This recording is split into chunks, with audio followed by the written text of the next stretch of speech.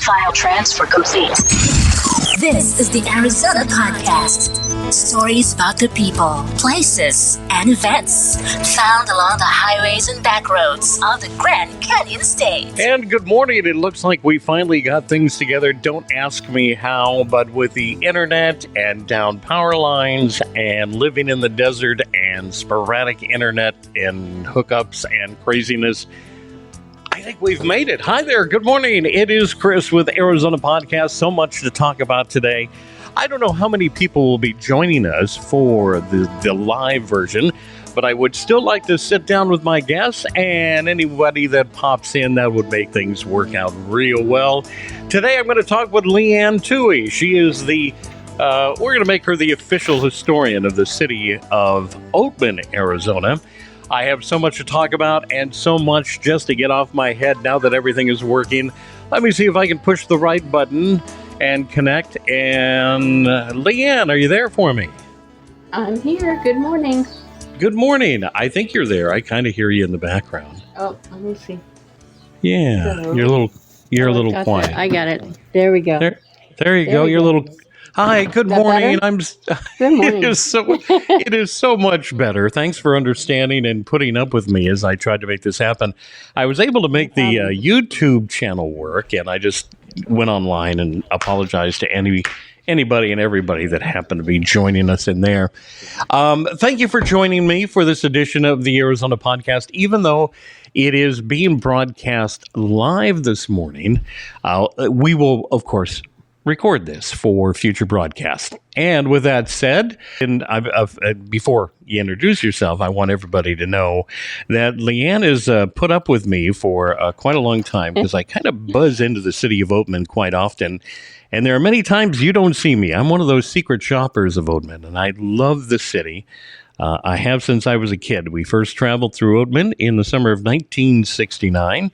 And my wife and I, Mary, who journey through Arizona, even when we were living in California, we would come out to Laughlin, Nevada, and have some fun there.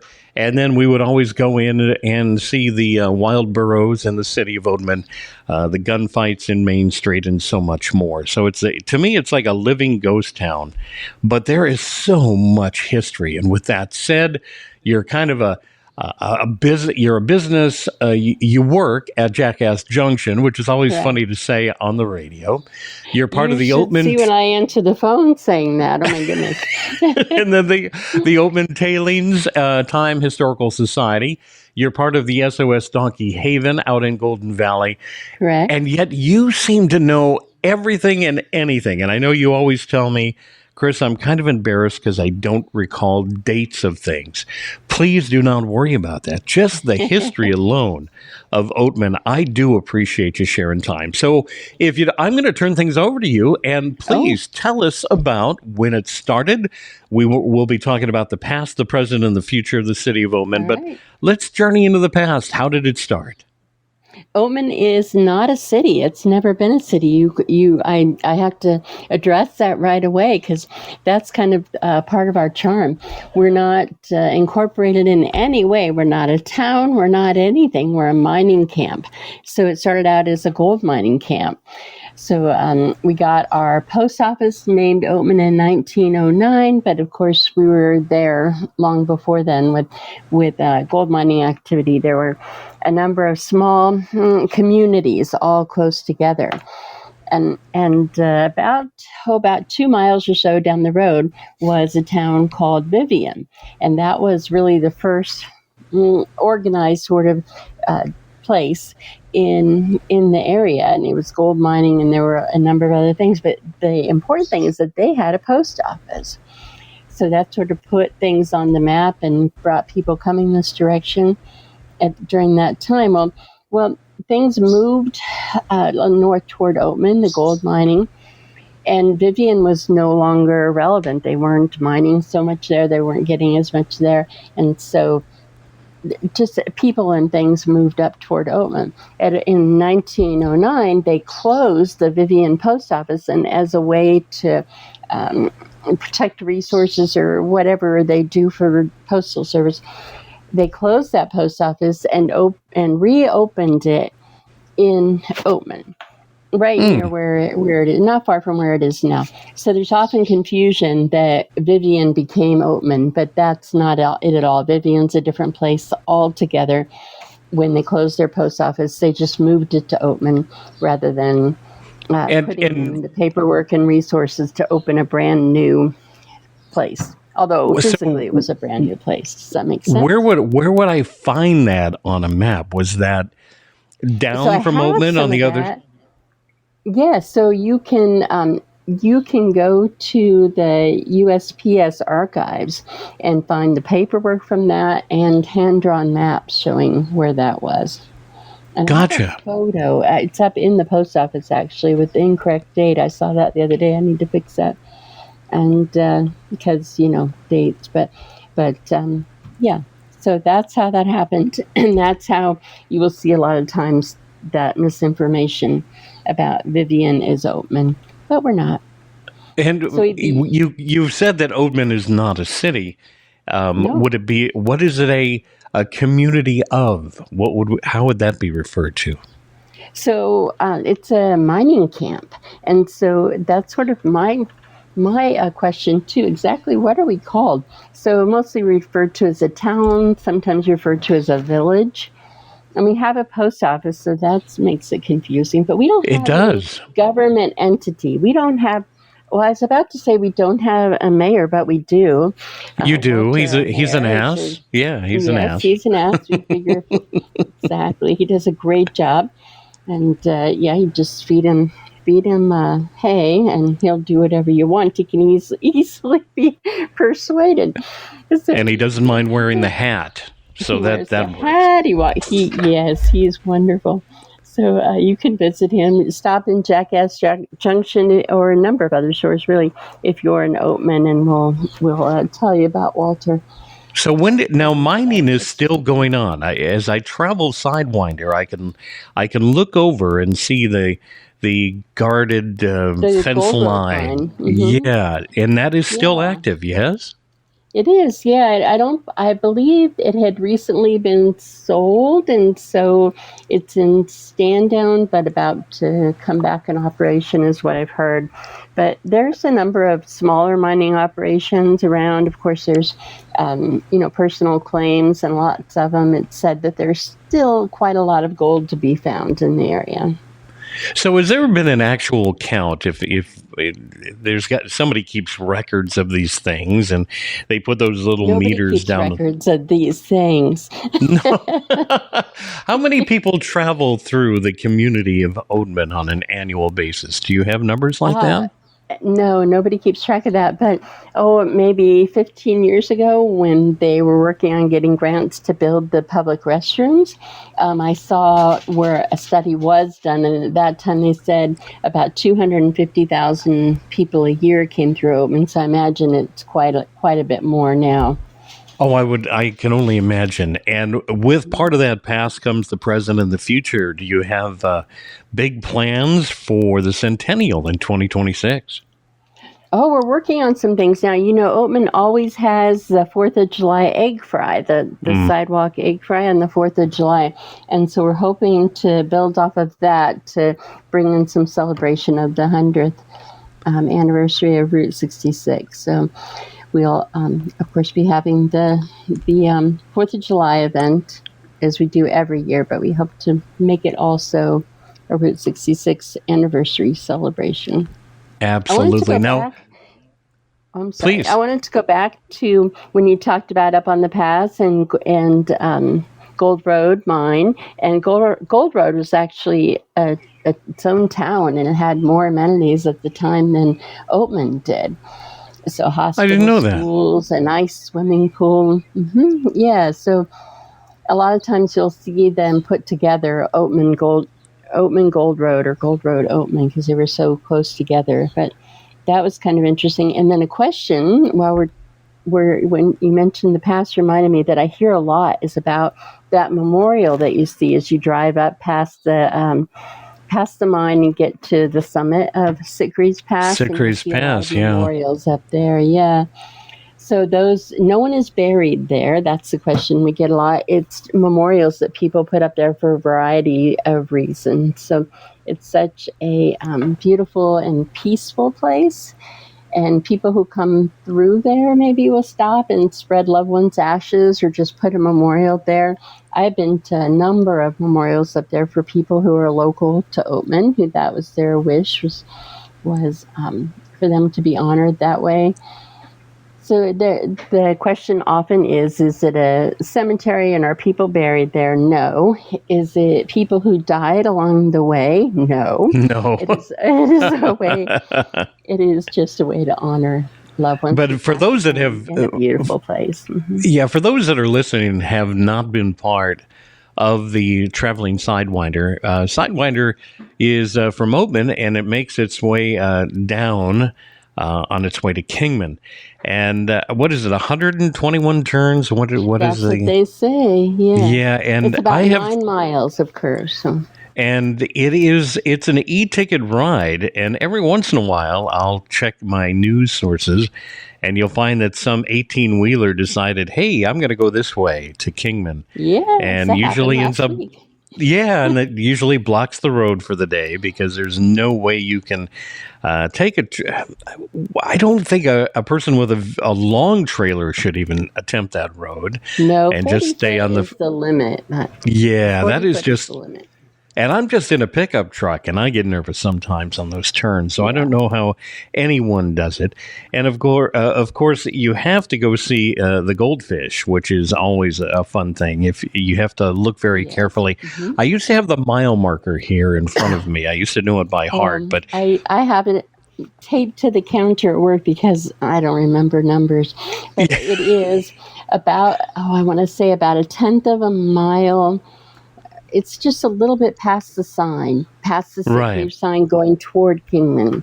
And if you turn and look that way, there's a little bit of a pullout and you can see a stone stairway. Yeah, that leads you. So. And I find it kind of interesting. The locals try to make sure that there's always something going on there and it's always maintained. It seems to be done by locals that will come up there. But the main reason people do it is to make sure that the wildlife has a place to get some fresh water from a fresh spring. And I always find it kind of interesting. In the middle of the desert, it's 120 degrees, and there's some fresh water over there for the animals.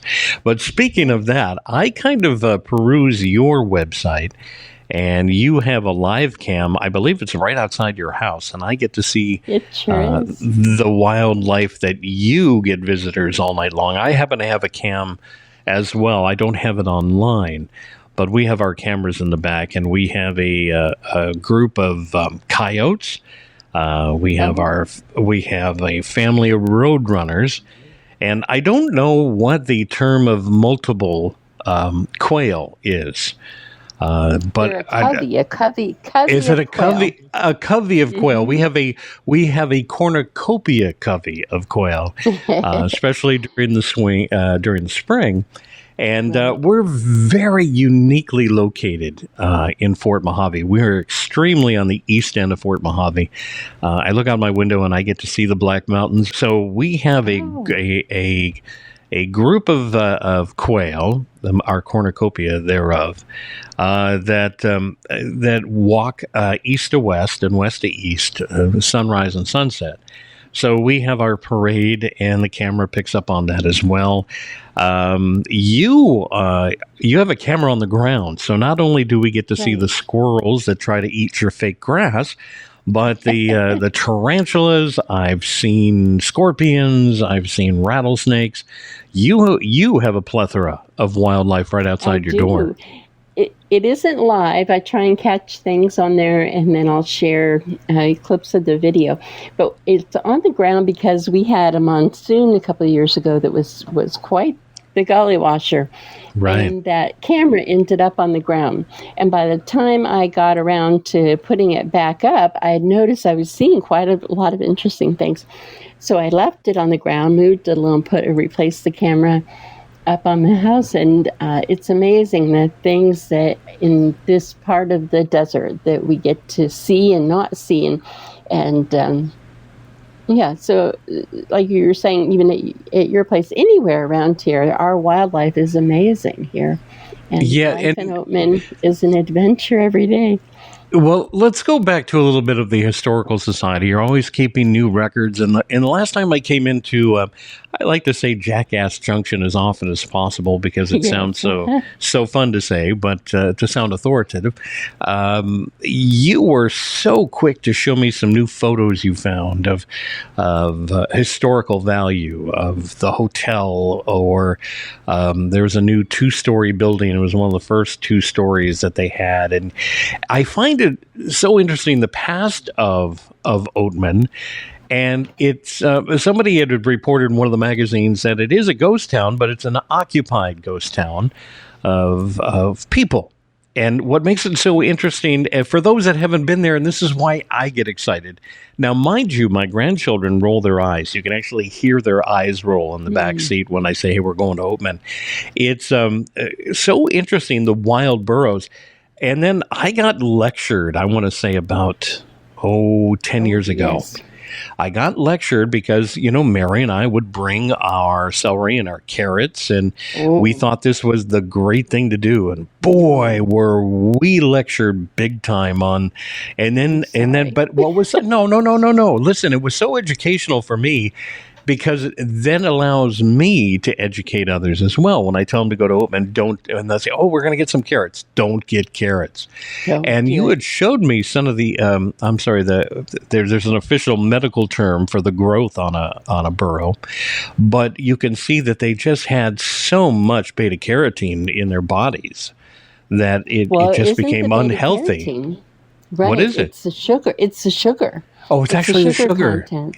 So naturally in the wild, people think of they're like their horse in their backyard kind of thing, or in their, I guess most people don't have horses in their backyard. They're not horses. So think of them more like a zebra and how they process food. So they need very little nutrition to survive. They need very little water to survive if they're eating what they should eat. So when they're fed other things, thereby, especially things that we think are good for them, like carrots and apples, those things are very high in sugar. Or when April, our matriarch of the herd, steals candy bags, they can't process that sugar, so they store it as fat. Oh, gotcha. So, and then when you're thinking of, it's kind of like candy bars. So if someone comes into town with pounds of carrots, it's not one person. It's many, many people all day long feeding them things they shouldn't have. And so it's like they're getting bags of Halloween candy all day long, every day. And they are very smart animals. And I will share this once again. All my travels from Mojave Valley up into Oatman is they've become smart. They leave town and come down the highway, and they literally stand in the road. So you'll have a group of a half dozen or a dozen to stop the traffic and say, here, feed us. Yes, what we're having happen right now is a little different in a different level than has happened before in Oatman, from what I'm hearing. The burros from the Oatman herd are different than the other. They're all wild. Are different than the other wild burros, in that for many generations, this herd has been in Oatman, being hand fed, that kind of thing, and. There are stores in Oatman that sell the feed, and Jackass Junction, you give a donation that goes to the fire department and anything else that might come up that is needed. And that's allowed by Bureau of Land Management. So then there are lots of wild burros, over 1,000, well over 1,000 in the hills around us. As herds move through across the road, come to lower places to get water, higher places to get water, they sometimes will cross that road. And about 6 months ago, people started feeding them in just crazy amounts. So that is why right now there are so many burros in the road when you come into Oatman.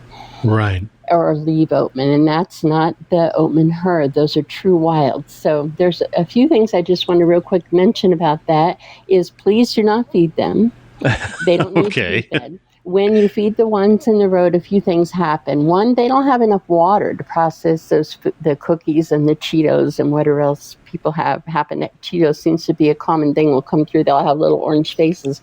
It's like somebody gave you all Cheetos. Oh, Cheetos. So yes, well, it's a car food, right? You've got kids, I guess you've got a big thing of cheese balls. So anyway, don't feed them because it's not good for them in a lot of different ways. At nighttime, they'll hear a car come through. They run into the road because they're learning that cars are food, not danger.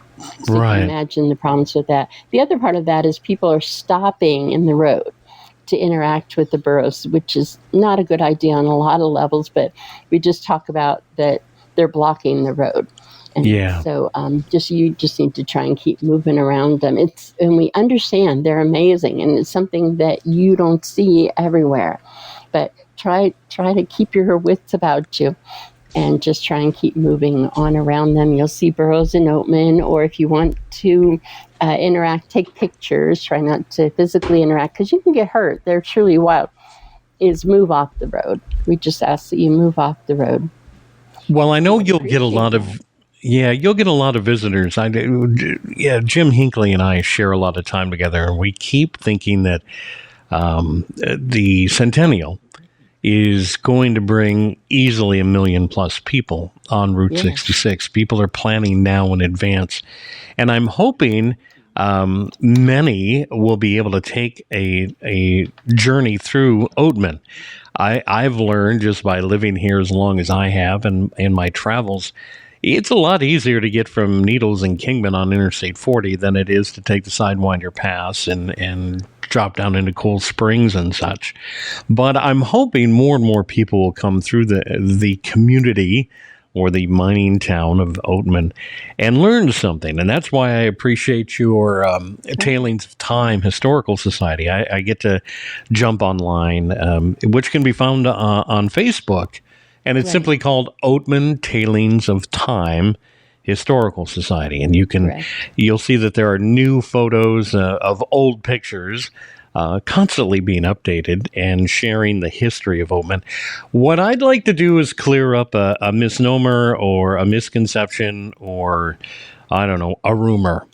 Now, for those that don't know, the wonderful actor Clark Gable has got a really big tie-in with Oatman and Kingman, and of course his lovely bride as well, and that would be Carol Lombard.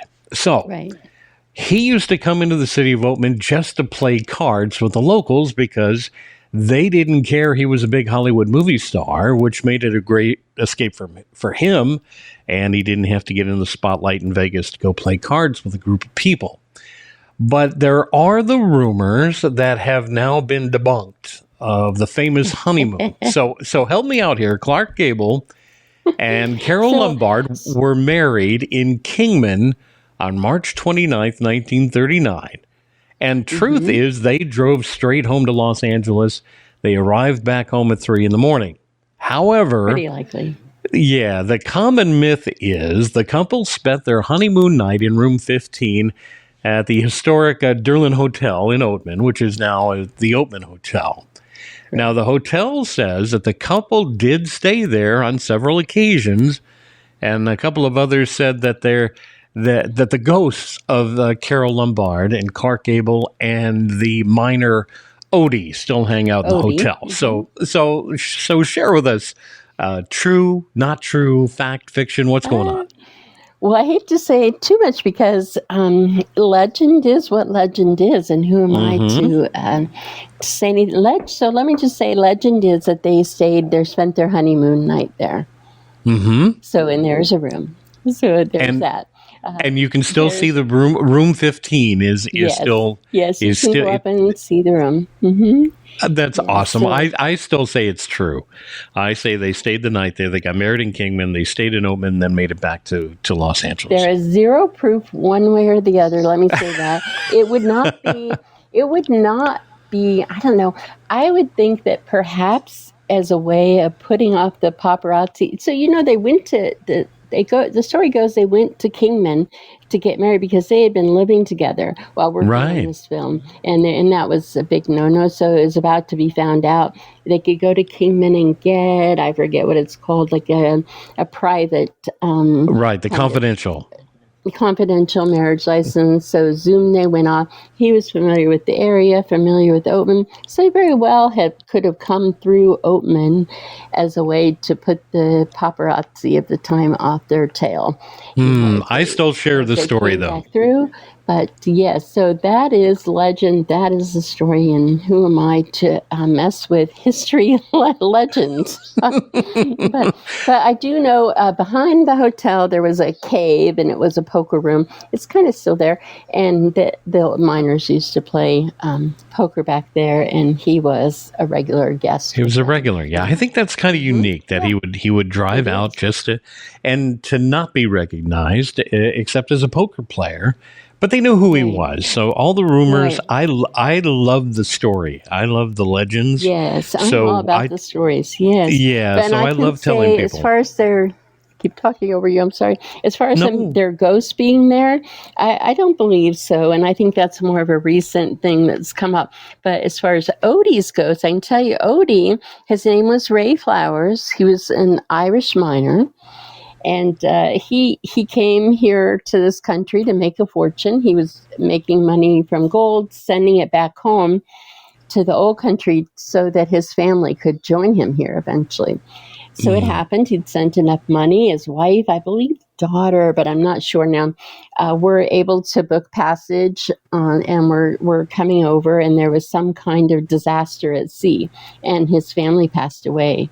And so, as you can imagine, he was just crushed by all this. He basically drank himself to death. After that, but he hung out at it was the Durlin Hotel at the time. The story is that he fell drunken out the back window and died behind the hotel, and that he wasn't found for a few days. So, and that's part of why he haunts the hotel, and he's very mischievous. I read one story that said that it was believed that he was buried behind the hotel where he fell and died. They just buried him there. So I don't know if that's true or not, but we do know he did exist, Ray Flowers, and he's affectionately called Odie. And probably any of the people that work, especially bartenders, I'm told, will have stories about interactions with Odie. Oh, that works. And now, again, I love the fact that Arizona podcast, and we're talking about the community of Oatman. I need to let people know it is worth the travel time to get up sideways. So let's imagine east or westbound. It is so worth the time to drive Sidewinder and come into the community of Oatman to see the wild burros, which leads me to yet another topic of conversation. But I don't want to forget with your the history. There is a cemetery, an old cemetery in Oatman, but it's not open to the public. And I have got to find a way to get in there because I love stopping by Route 66 Cemetery. You can do that for me. That would be awesome. I did the Baghdad Cemetery on the other side of the BNSF Railway. In the city of Baghdad, which no longer exists in California. But I was able to get to the cemetery there and did a Mother Road Minute. And I'd love to do the same one for Oatman. And I will have to hook up with you and take a journey out. I would love to see that. Now, yes, and as far as the cemetery goes, it is many of the people who I just did so much research on that. Many of the people who are buried there, who were buried there, died during the Spanish flu epidemic in 1918, That's that. And then also a majority of the graves there are children. One of the greatest things that tourists can do is see what a small community offers visitors and tourists. Now, despite the fact there are, and we'll touch on this later, you're a soaper, so we'll be talking a little bit about what's going on there. But what was the one thing, the one thing for me, as I want to call myself a regular of Oatman, is understanding the people and how they operate. You have such a good, close-knit community of people.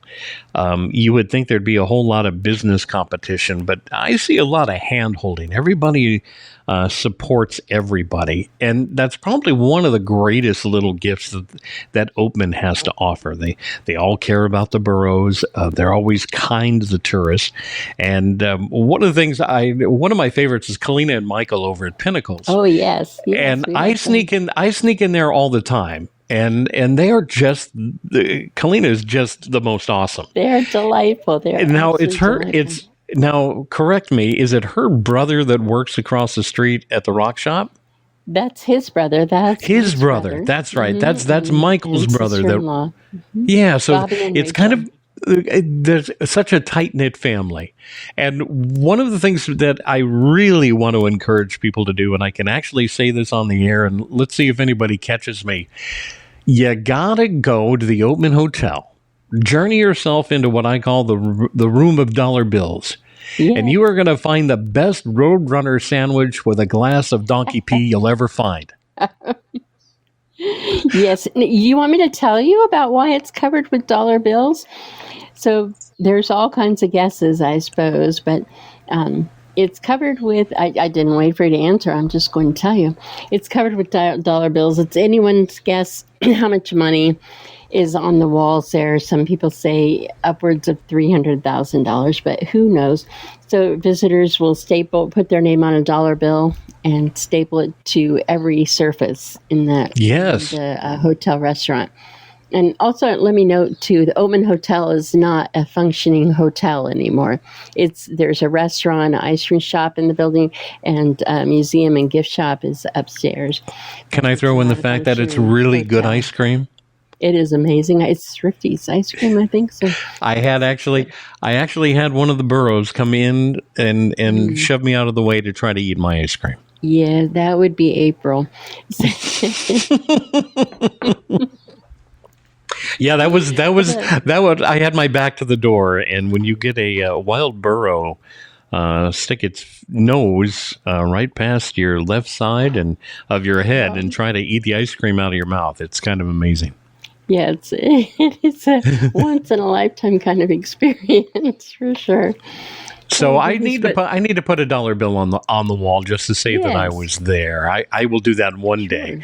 But like I said, when I tell people, hey, listen, join me for a Roadrunner sandwich, and they actually think it's Roadrunner instead of chicken. And I do love the unique names, which now makes me segue to the world of soaping, which is what you do. I don't know, do you use words like side hustles where you are doing multiple things? I don't know. You're like me, I think.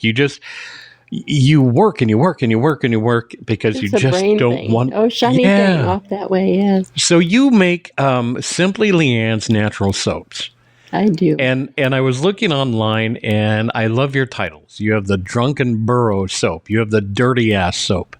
You have funny names to some really unique, and you show the ingredients of the soap as well. Yes. Which can be picked up online. It can be picked up at Jackass Junction. It's amazing. You find yourself doing so many things. I do. I wear a lot of hats. For sure. For sure, I do. I started making natural soap more than 10 years ago as a matter of necessity. My son, Tyler, also known as Gunfighter Two Hat Chance, it had horrible allergies, and so there wasn't anything we could use that we bought from other people who made soap or, from prescription or anything that didn't cause him to have hives or some kind of ridiculous reaction.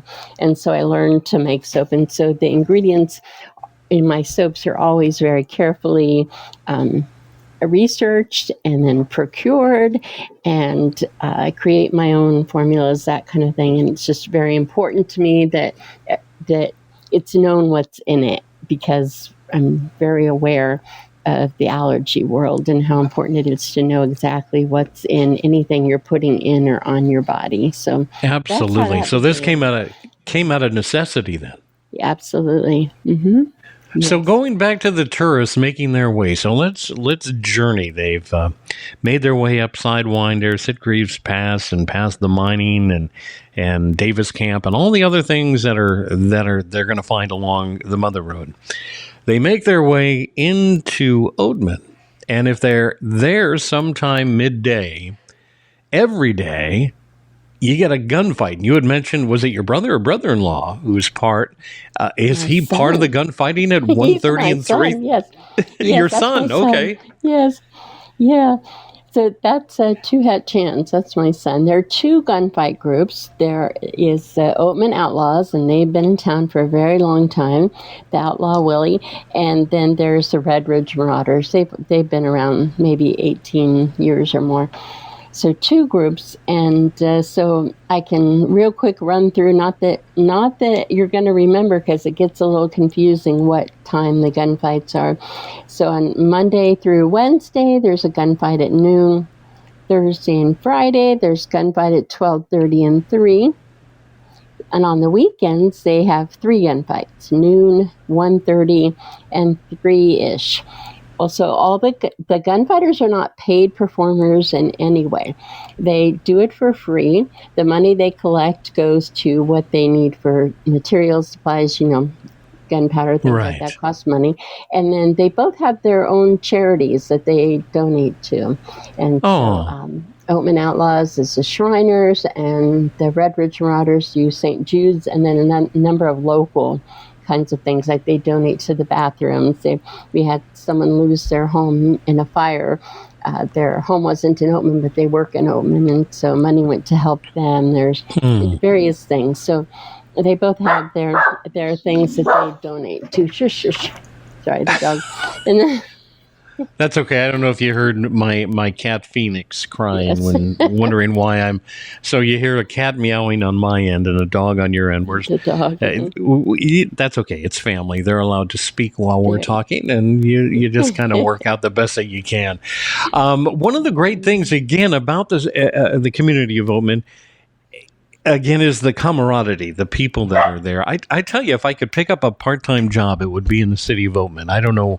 I should find some time to walk in, and I have no clue what I could do except cause trouble, and that would that I'm very good. I was going to say, this is probably, how many people officially live in Oatman? Well, I think there are 84 right now, give or take.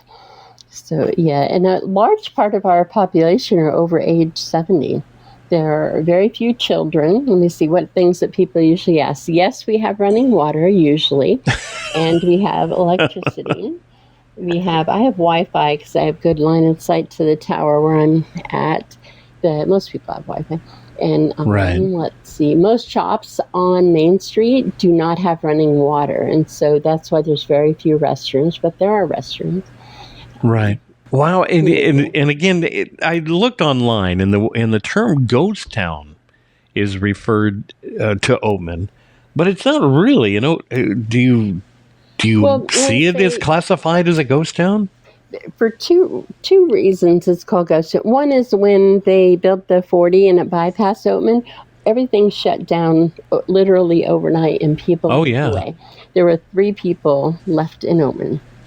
So that's, I think, where it started with being called a ghost town. Now I feel like it's a ghost town because we have so much paranormal activity here. I am absolutely certain there are twice as many ghosts walking around as there are people of the living world. So we do have a lot of ghost activity. So I don't feel like I am saying anything incorrect when I call Oatman a ghost town. Well, I guess... You know what? I like the idea of it being a very active ghost town, whether it be real people or paranormal. That works for me. And it just adds to the mystery and the excitement of the town. Again, I still look at Oatman as a visitor. I always will. I'm always taken in by something that I see, or something new that will pop into town. I see Oatman as you have to go at least once. And then if you're going to travel Route 66 and fly, Interstate 40 just devastated so much, especially in Arizona and California and parts of New Mexico, just simply because by bypassing the old Route 66, it was such a lifeblood for so many people, and so many towns literally disappeared, were wiped off. I always refer to Ludlow. If you don't stop, if you're on Interstate 40, Ludlow is literally 25 feet off the freeway. It's one exit. There's a gas station and there's a restaurant. I don't know if you've watched our postings. Mary and I stopped by Ludlow Cafe. Not because the food is great, but because it's still a business that is surviving with the Interstate 40 that moved in. And I don't know if a lot of people know, literally on that side of Interstate 40, on the south side of Interstate 40, there's a Chevron gas station. Like I said, the Ludlow Cafe. There's a hotel that's still there. And for the truckers, there's a guy that works out of his truck on the corner. So truckers can get what we used to call a shade tree mechanic. He can help out the truckers that need help. And then on the north side of Interstate 40, they're putting in new gas stations and Dairy Queens and anything but the people that get off, where I'm going here, is that on the north side of Interstate 40, where the new gas stations and the multi-pumps and the clean restrooms and the Dairy Queen and everything that's there, you're missing literally a ghost town in the city of Ludlow. And Mary and I it is a literal ghost town. It is disappearing every day. And there's going to be a time, sadly, in my lifetime, Ludlow will be gone. And if you take that trip from Ludlow and head east to Amboy, towards Roy's, out by the volcano, there were literally, I believe, 4 towns between Ludlow and Amboy that are gone. And I mean, there's a sign next to a tree that says this is where the town stood. These were all surviving towns and just literally closed overnight. I don't want to see that happen to Amboy. I don't want to see that happen to Oatman. I don't want to see that. You know what I'm saying here? It's like, how do we get more people to stop in and see these places? And I don't know if there's a simple answer, except maybe shows like Arizona Podcasts where we can invite people into town. Come see Leanne at Jackass Junction and ask. You were so gracious to me over the year that I would pop in and ask questions. And finally I introduced myself and I said, I even name dropped Jim Hinckley, I think, when I spoke with you. Yes. You immediately dug into your files and said, oh, look at this. All you have to do is ask. When you're taking your journey on Route 66, you're more than welcome to share this information with people. Yeah. Yes, we have an event coming up in Oatman for Halloween. I think it's the sixth year that they're putting this on. It is called The Haunted Mine, and it's only $15. It is October 25th and 26th only. Tickets only at the door. Let's see what else they want me to tell you. 6:30 to 10:30, October 25th and 26th. It's really scary, so it's not for kids under 8. And although there is a kids' Halloween haunted house behind the Mission Inn, stores will be open, the restaurant will be open, and the best part is some of the proceeds will go to our volunteer fire department.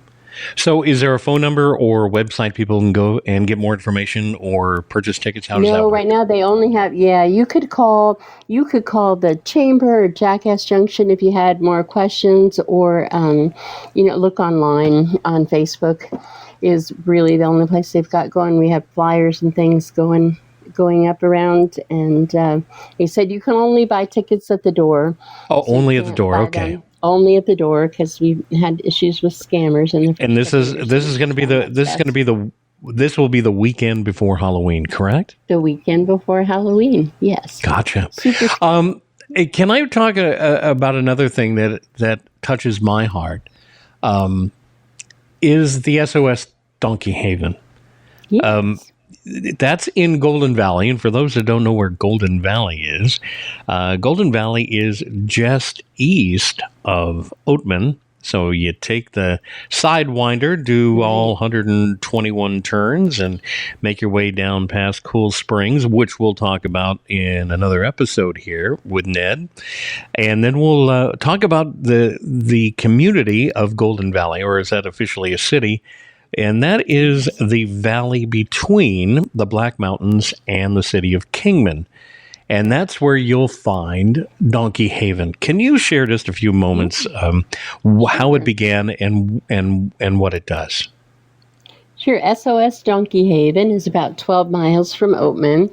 It is on private land. People live there, and so you have to call ahead and make an appointment. We have a website, S.O.S. Donkey Haven, to stop by and visit. I think we have eight donkeys right now, 7 females and 1 male. We have, it started about, 2021, I want to say. There was, Mike and Aaron already had 2 that they had rescued, Scruffy and Sedona. And then there was a situation where another rescue had brought in Olive, and she'd gotten very dehydrated in our desert climate and had some health issues. And they ended up being able to rescue her. And that's where it started, with that love with them for the donkeys. So it became a 501c3, and very soon took in a few others. So we ended up with Nadine, that's Walter's mother. When she was pulled from the herd, my son Tyler adopted her through BLM's program. And then Dusty, who is Walter's great-grandmother, she went down with laminitis. It's what happens when they're overfed and get too big and eventually causes life-threatening health issues. So Bureau of Land Management brought her there, and then Destiny came, who is Walter's grandmother. So we have all these generations of Mayor Walter's family up there. We have another rescue from a man in Golden Valley who wasn't able to continue to care for this donkey, and so we're working with her. And we have little Al, who was found during Roundup with BLM and brought to us that he wasn't doing well. And we've had him several months, and he's doing great. So those are our residents in general. And we just take care of them best we can. We have lots of supporters, and they make it possible for us to do what we do for them. We don't take in very many. We have a limited amount of space, and I'm on the board, and so if you look on the Facebook page, and we have a website, you'll see I'll sometimes post things about Oatman. Aaron will sometimes post things about Oatman, and we try and bring in that connection because we do have retired Oatman burros up there. So we need to get the word out about the haunted mine, and Ronnie's in the chat room. I forgot. I'm sorry. No, I was just going to say. Oh, Ronnie's in the chat room. Oh, great. Hi, Ronnie. Yeah, it says the annual Oatman Haunted Mine has a Facebook page, so people want to get more information on that. I wanted to share that. So you had one more thing to talk about. S.O.S. has an event coming up on the 19th. We do an open house, a fall open house every year. It's our fundraiser. And this year we're calling it the Donktoberfest. And it's from 11 to 2 at S.O.S. Donkey Haven. So Mary and I tried to make it out to your last annual event, and while on the road had a little car trouble, so we didn't make it out. But our thoughts were with you, and I understand that was a great success. So if they need information about S.O.S., they too, or something tells me it's you, but they do also have a Facebook page. They also have a website as well. What is the website for Donkey Haven? Just SOSDonkeyhaven.com. Easy to find out. So now, since we're doing that and people are trying to figure out what we're talking about or what we talked about, the same for the Oatman Tailings of Time Historical Society. They too have a Facebook page. Do they have a website? We do not, but on the Oatman Chamber of Commerce website, there's a link for our walking tour. The Historical Society's walking tour is on that website. Oh, gotcha. Now, I have to ask, there's a little piece of we were talking about mining, and people still have claims. Do people even today come out and try to lay claim somewhere in the Black Mountains? Sure. I don't have a lot of information about that because it isn't something I do or am interested in. So, but I know that it's still, you can actively still file claims. There's lots of people who do it, and you'll see people, especially as you drive over the pass, coming over Sick Greaves Pass on those curves. You'll still see people off in the hills mining. Anybody successful? Do they come into town and try to change their gold Not for that cash? I've heard of, but I imagine. Sorry, not that I've heard. I keep talking over. Not that I've heard of, but I imagine it could happen. It's just one of those kind of things where, hey, I own a mine, a gold mine. Just something else to add to the list of accomplishments. I think I bought a pair of Chisholm cowboy boots, and I own part of the Chisholm Trail. And then I dug into a little bit more. I actually have deed to property on the trail. And it's I know it sounds impressive, does it not? But just between you and I, it's actually just a 1 inch by 1 inch square of dirt. I don't even pay an annual fee for it. But hey, I own the Chisholm Trail, so I can tell people that. Anything that we can do to make things happen. So we've taken care of the businesses in Oatman. That was another question I had for you. For those that enjoy visiting towns, and I know there are so many to see along Route 66. And one of the things, if people are heading west to east during the centennial, please take the back road from Needles and make your way, whether you go into Fort Mojave or Mojave Valley from Needles and go that route, or even if you get off where the cafe is, the trestle. Once you cross over into the Arizona side, you can still through Golden Shores and make your way into Topak, into Oatman, and then make your way into Kingman. Do so. But don't be the tired people that are coming Kingman west and making your way into California. Take the time to take Route 66 and come see the city. Again, to me, it's a little gem. It's a local place. It's fun. Go in and support the locals. Keep the town alive. So 2 messages there. If you're a local, go visit and let's keep the city going. And for those that will be visiting now or during the centennial, stop by, say hello, see Leanne at Jackass Junction. You also have some other interesting business names in that town. Can you share? Let's see. We have Jackass Junction. Saving Your Ass, Bucktooth Burro. Right. Oh, good. It's all normal to me, so I have to think, okay, what stands out as unusual? Because it's all normal to me. I just love it. I just love it. It's just a small piece of the area that a lot of people didn't even know exist. And every once in a while, Mary and I, when we're talking to people, say, "Have you been to Oatman? Have you seen the mayor, Walter? He's an ass, and quite literally, and he will greet you." I'm still going to set that up, too. I think I've been talking to Jim, trying to set up an interview with Walter. I know he won't talk much, but I at least have to get a photo with him, and we'll get that on the website as well.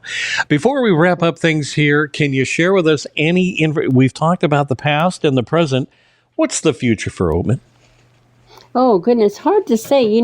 As much as things stay the same, they change as well. There are things that you will always, there's the mine museum cave you can walk in, the jail museum. Those things will always be there. Shop owners come and go as far as some people retire. The burros will always be here. We're just the little old town that refused to die, I think, and it will always be that way. So as far as the future goes, day by day, we're not looking forward to a lot of changes. We have our bed races in January. We have our egg fry in July. We have the Christmas bush decorating contest in November and December. Those have been going on for 34 years, and we hope they continue for 100 more. But there is no official website for the community of Oatman. I know you have the Chamber of Commerce, and I know a few of the shops have a web presence. But I did notice that the only information, if anybody's looking, will usually find from other websites, newspaper articles or TripAdvisor, those kind of things. That's where you're going to find the information. Or right now, you can call Leanne at Jackass Junction, and she'll tell you, just like Jim, where to go and how to get there. And that's the most important thing. My email is Oatman Connects, and I also have that oatmanconnects@gmail.com, and there's also a Facebook page called that. So we try and keep that relevant and updated, and if you have questions, you can message there or email me. Well, Leanne, you had told me you were nervous to do this show because you don't think you would do a good job, and I need to tell you did an excellent job sharing the information we needed. So you should consider doing this for a living on top of everything else that you're doing. I'll get that in my schedule. All right. So a Chamber of Commerce, and let's do that again. Oatman Connects, that's plural. Oatman Connects. At gmail.com. Leanne Toohey, thank you for being a part of the day. We do appreciate it. Thanks for having us. Absolutely. And don't forget to help support Arizona Podcast by visiting our website, ArizonaPodcast.com. And if you have not done so already, follow us on all our social media. You'll find us on YouTube, Facebook, Instagram, TikTok. Simply search for @Arizona Podcast.